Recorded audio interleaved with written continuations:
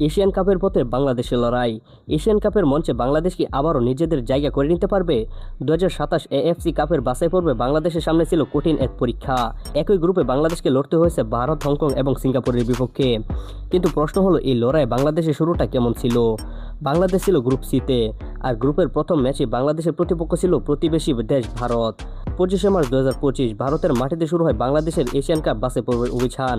এরপর 10ই জুন বাংলাদেশের ঘরের মাঠে প্রতিপক্ষ ছিল সিঙ্গাপুর।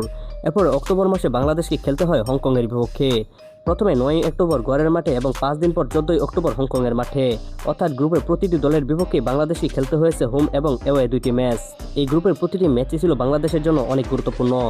ভারতের বিপক্ষে ম্যাচ মানে ছিল তীব্র প্রতিদ্বন্দ্বিতা।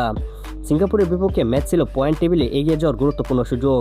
আর হংকংয়ের বিপক্ষে দুটি ম্যাচ ছিল বাংলাদেশের জন্য বড় পরীক্ষা, কারণ এশিয়ান কাপের মূল পর্বে জায়গা করে নিতে হলে গ্রুপে সবার উপরে থাকতে হতো।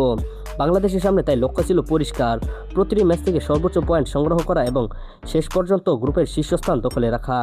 নভেম্বর মাসে বাংলাদেশ আবারও মুখোমুখি হয় ভারতের। আর বাছাই পর্বে শেষ ম্যাচ 31শে মার্চ 2026 সিঙ্গাপুরের মাঠে খেলতে নামতে হয় বাংলাদেশকে।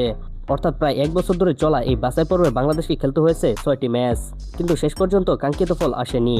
বাংলাদেশের গ্রুপে শীর্ষস্থান অর্জন করতে পারেনি এবং 2026 এশিয়ান কাপের মূল পর্বে জায়গা করে নিতেও ব্যর্থ হয়। অন্যদিকে এই গ্রুপ থেকে সিঙ্গাপুর সরাসরি এশিয়ান কাপের টিকিট নিশ্চিত করে ফেলে। তবে বাংলাদেশের জন্য এই অভিযান শুধু ব্যর্থতার গল্প নয়, ভারত, হংকং এবং সিঙ্গাপুরের মতো দলের বিপক্ষে নিয়মিত প্রতিদ্বন্দ্বিতা করার অভিজ্ঞতা ভবিষ্যতের জন্য গুরুত্বপূর্ণ।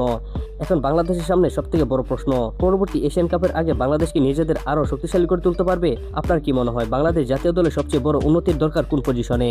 কমেন্ট করে আপনার মতামত জানাতে ভুলবেন না এবং অবশ্যই আমাদের চ্যানেলটিকে সাবস্ক্রাইব করে ভিডিওতে একটি লাইক করে যাবেন। তো আজকের মতো এই পর্যন্ত, সবাই ভালো থাকেন, সুস্থ থাকেন, দেখা হচ্ছে একটি পরবর্তী ভিডিওতে। আল্লাহ হাফিজ।